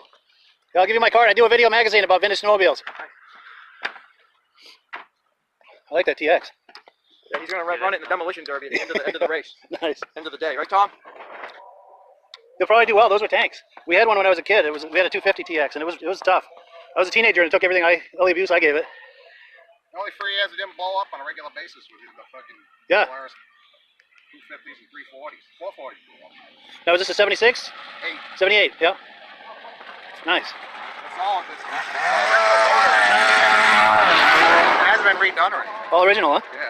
Nice. So got original chrome plating and all that. So I bought it running. I think I'll just leave it alone. Good.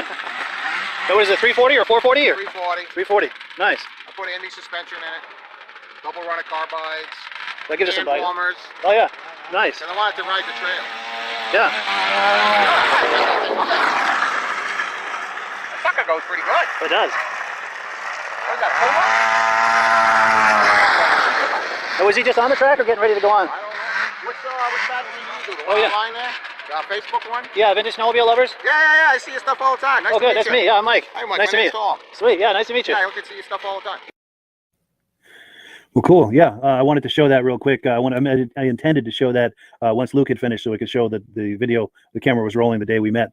But yeah, without further ado, let's take a look at Claude Hebert being inducted into the Eastern Snowmobile Racing Hall of Fame in 2019. Mr. Claude Hebert. Claude Hebert, racer promoter, inducted into the Eastern Snowmobile Racing Hall of Fame 2019. Claude's exceptional racing talent in the early 1960s was noticed by the local Colbert motorski dealer, who then hired him as their driver. He was soon invited to race for the Eastern Motorski distributor Rockwell Incorporated. It was here that Claude not only became New England sales manager for Rockwell, but worked closely with the motorski factory on engine development to increase horsepower and was involved in the many rule requirements for racing. His role in production testing and new model development, along with a full racing schedule each season, contributed greatly to motorski's success. When Rockwell Distributors ceased as a distributor for snowmobiles, Claude accepted the job as New England regional manager for Snowjet, now owned by Kawasaki Motors. Claude was soon promoted to as international sales manager and involved in the Grand Rapids, Michigan, where he was involved in production testing, product development, and was involved in the development and promotion of the TOC Tournament of Champions. In 1969, on an icy Sunday morning at the Lancaster Grand Prix racetrack, snowmobile racer Claude Hebert, driving a 634 motorski, got into a first turn skirmish with a Matic cat rider and delivered to the snowmobile racing world the first real glimpse of the element of danger to this new sport. Will always be remembered as the guy who cut off a telephone pole.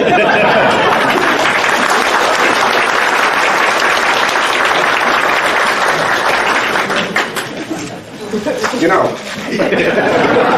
I never saw a pole because I thought I could use the berm and get around. My three-corner slide was in a hole. So I was going up to the berm, and then I see all these kids and people behind the fence. I thought, oh my gosh, that's where I'm going. Next thing I knew, when I came to, I was paralyzed, I was blind, and I thought, what in the hell happened? Somebody grabbed my foot, and I could feel it. I said, shit, I'm not paralyzed. So I was right between the snowbank and the fence. They pulled me out of there. I'm still blind. I turned my helmet around.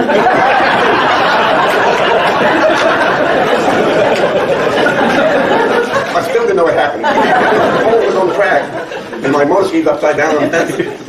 What? Well, I never saw the pole. That was the most amazing thing ever. And then they got my sled out, and I realized, hell, my brake cable was broke. I couldn't slow down anyway. So that was my day. It's a pleasure to be here and to accept this on behalf of the telephone pole and Wednesday. They took him to the hospital, checked him out, he came back that same day and started racing again. I didn't go very fast, and my brake cable was still broken. Claude is still promoting, though. Claude has been instrumental in helping us find these different racers and everything the last couple of years on the internet. He's all the time looking for people, and he's been very helpful. So Claude's always doing something for us. Okay.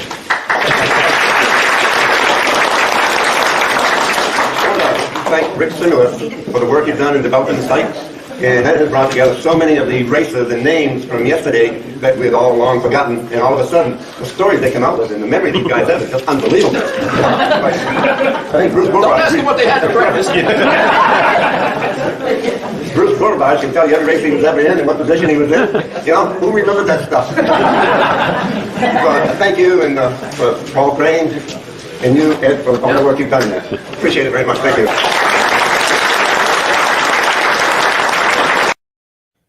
Well, there you go. Claude Hebert inducted into the Eastern Snowmobile Racing Hall of Fame. And I believe he's viewing this tonight. I know I emailed him earlier to let him know we're going to be doing this so he could view it. Hopefully he's on here tonight. Now, after the induction, I managed to catch him for a quick interview. Let's take a look at that. I'm Claude Hebert. I started racing motorskis back in '64 when the '65 models came out.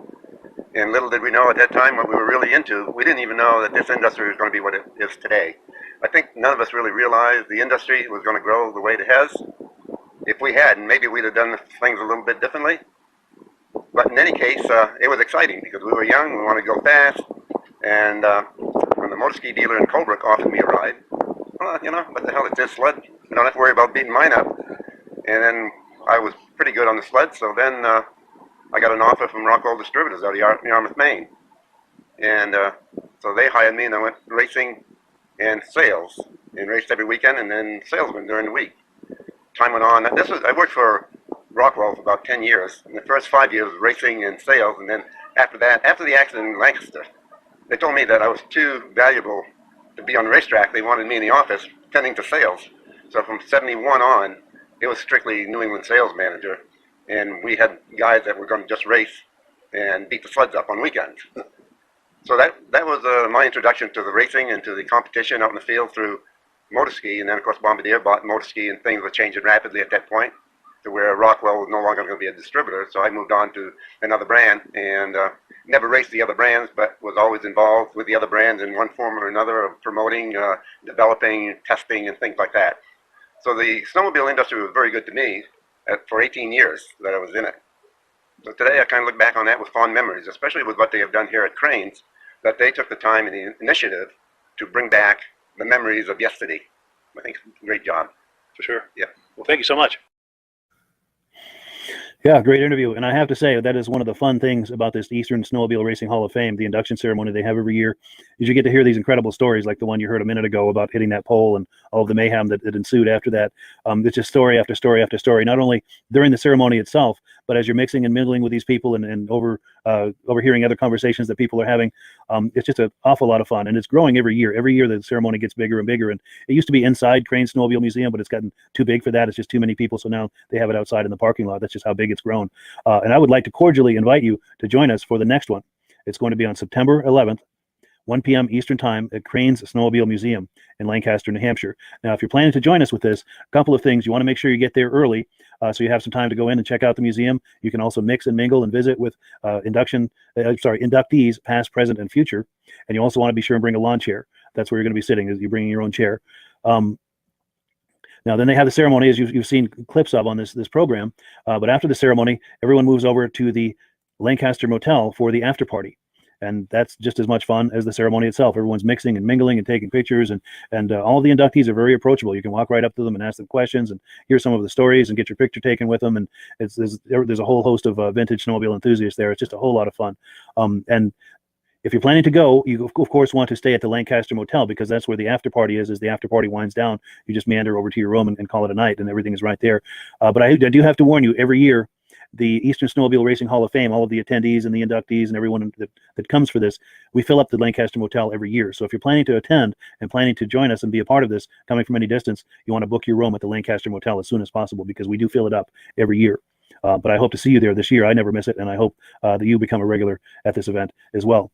So I've got one last video for you. Let's look at the menu here. We're on number 5. My friend Steve Dickinson. I see him at a lot of the shows, the Vintage Snowmobile shows in Vermont and New Hampshire. He's a great guy with a great collection. We're going to look at a couple of his Arctic Cats, which I believe he sold them. The bigger one, at least. The larger one, I think he sold. The smaller one, the Kitty Cat, I'm not sure whether he sold or not. But let's take a look at the video here, and you'll see what I'm talking about. Hi, my name's Steve Dickinson. I'm from Rolla, New Hampshire. These are my 3 Arctic Cats that I have. Got a 650 EXT triple. They made 125 of those. That one has 2.8 original miles on it. It's been started but never driven since I've owned it. And then we have a 793 Panther. They made 100 of these. This one was restored by Arctic Restoration. They have their own personal sled, and I purchased it from them. It's never been started since it's been restored. And then we have a little kitty cat that I made for my granddaughter to look like the EXT. It's got the heads on the outside and the exhaust system on it. And, nice. Kind of made it to go with my EXT. Beautiful. I love these. Well, good. Thank you, Steve. Okay, thank you. No, it's the same.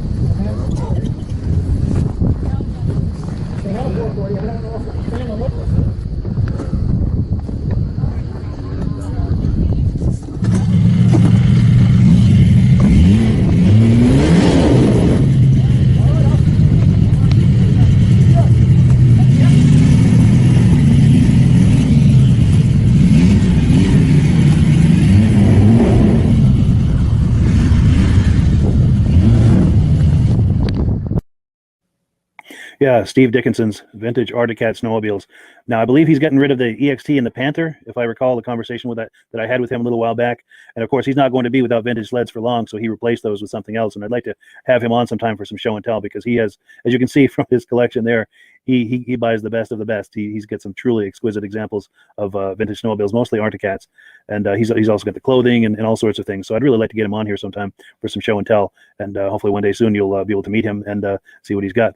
So that is about it for the evening. I really appreciate your coming on, and especially the, forgetting myself here. Let's go and look at a few comments before we finish, because I know quite a few have come in. Let me find where we left off.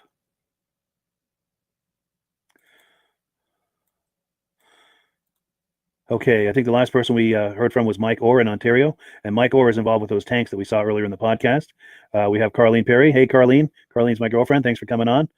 J.R. Tozier. Now, J.R. is an inductee into the Eastern Snowmobile Racing Hall of Fame, I think in 2018.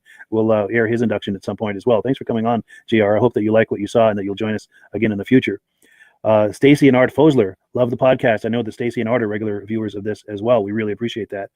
Rick Moore from Brandon, Manitoba. Thanks for coming on, Rick. Danny Poitra First-time viewer from Belcourt, North Dakota. Thanks for coming on, Danny. I hope you'll continue to join us in the future. We're on here every Thursday night at 9 p.m. Tony Triafante, first-time viewer from Aurora, Ohio. Thank you for coming on, Tony. We appreciate it. Our good friend Jim Layton is here from Northern Maine. Jim's been on here before, and he'll be on here again. I was just talking to him tonight. He's got some new items he'd like to show us, so sometime in the next few weeks here, we'll have him on. It's just a matter of arranging it. John Fitzgibbons, who has them in the USA? Oh, he's asking about those tanks. And I'm gonna get information about that so that people can order them if they need to. But in the meantime, order them or give a call to inquire. Let me see if I can find the graphic to put up. In the meantime, I know this doesn't look good the way I've got the screen laid out. Let me try it this way. That look much better. But in the meantime, what I'm going for is that phone number at the top of the screen. So if you're curious about those tanks that we were looking at earlier, that would be the number to call. And they'll be able to point you in the right direction. Now, Ken Haberman is also involved with the tanks. He does the motor ski side of it, and that's how to reach him. Search for Ken's Vintage Rehab on Facebook. Kim Goccioni, Gooseland.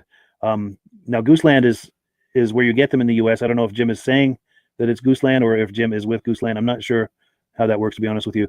But Ken Haberman says, thanks, Joe, for the help. Mike Orr. We've got Michael Cotgrave, Cochrane, Ontario, home of some of the best trails in the world, home of the Polar Oval Race Cup. We also have snowpack drags, one cool sled museum with over 100 vintage sleds to view. While you're there, check out the live polar bears. That sounds like a great place to go, Cochrane, Ontario. So if you like vintage sleds and you happen to be in that area or going in that direction, be sure to stop in and check out all the snowmobile things they have there.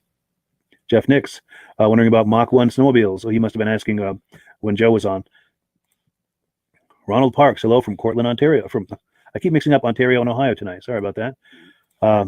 Jeff Nix is here. Oh, Ken Haberman likes that SM. Yeah, I agree. Yeah, absolutely. John Greenwood remembers a friend and a Zephyr that whole neighborhood could ride one lunger. Diane Baker is on. Diane Baker is a regular viewer. Thanks for coming on here every week, Diane. We really appreciate it. Nice to see you again. Brody Messner messaged you 5 minutes before it started. Wanted to know if you could share that snowmobile event on your page. And unfortunately, I don't have a way to access that. I apologize, Brody. Hopefully it hasn't happened yet or won't until next week. I'll try to air that next week. Sorry about that. Now, Brian Robillard is talking about a vintage snowmobile show in Ossipee, New Hampshire, January 30th at Hobbs Brewery. And I think I have a graphic for that. Yeah, so here's the graphic for that. Saturday, January 30th, 2021 at Hobbs Brewery. If you're in central New Hampshire, it's a great show. And I know Brian is talking about maybe going to that show and taking some footage to share with us, which would be really nice. I hope you're able to get some footage, Brian. We'd love to have that on. We'll give you full credit, of course, if you share some footage with us. David Crawford signed in from Columbus, Indiana. Steve Dickinson, nice job, thanks, he says. And that Steve is the gentleman who owns those cats we were just looking at. Pat Lima, very interesting. Again, awesome. Good deal. I appreciate your coming on, Pat. I'm glad you're enjoying it. Lyndon Dewey likes the Arctic Cats. And Ken Haberman says, very good show. Well, thank you, Ken. I really appreciate that. So we're going to wrap it up here. I'm going to show you a video about the Mad Ramps product in just a moment. But before we do, I wanted to tell you about something I'm doing Saturday. Now, I've been in contact with my friend Mike Mahar. He is involved with the Central Minnesota Pond Racing Organization. I think he's the guy that runs all of that and makes all of that happen. I ran a test feed of one of their earlier races from last weekend on Vintage Snowmobile Lovers, on my Vintage Snowmobile Lovers page yesterday.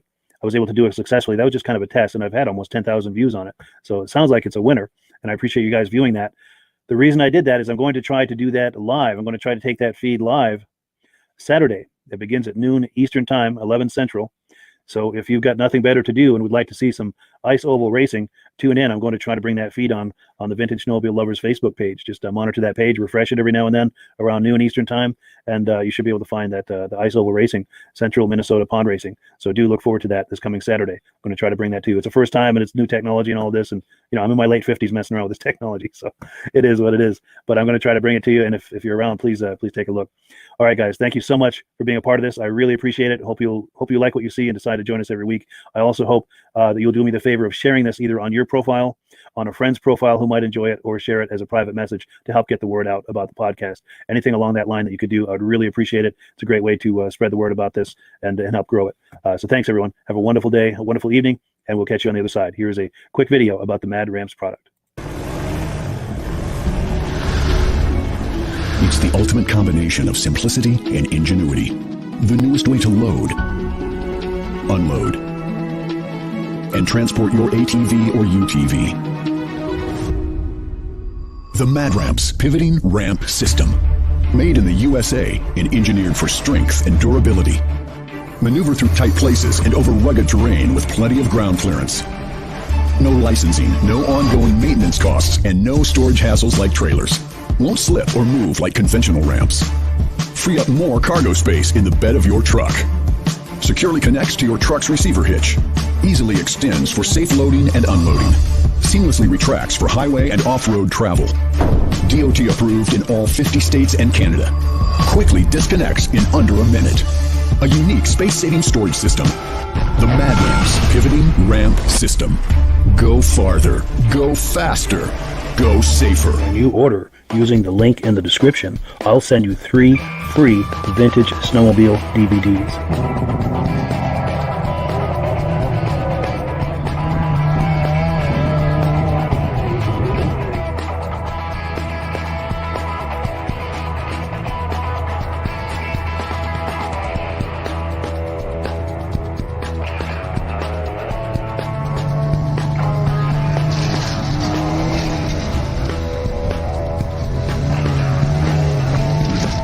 When you order using the link in the description, I'll send you 3 free Vintage Snowmobile DVDs.